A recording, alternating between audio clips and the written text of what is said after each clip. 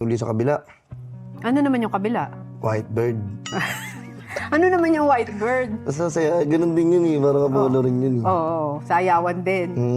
Sabi sa akin ng manager na bading doon, nakikita mo yan, yung mga sasakyan na yan. Hindi sa customer yan. Doon yan sa mga trabahador namin. Mm. Sabi ko, okay. Nag-apply po sana ako, waiter. Inunahan ko na. Sabi niya, hindi. Mag-dancer ka. Hindi naman ako sumasayaw eh. Mag-dancer ka.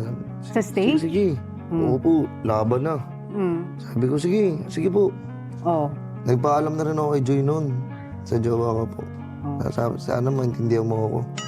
Hindi ko naman gusto to eh. Oh, sana maintindihan mo. Kala mo talagang... Hindi, kasi yun na po yung magiging trabaho ko. If ever na matuloy po yun. Pasok na sana ako. Nagka-pandemic po kasi. So pasok ka dapat. Pasok na po Nasasayaw ako. ka na naka-brief. Pagkapasok, di ba, nasa loob nga po kami, doon ako yung kinausap ng manager.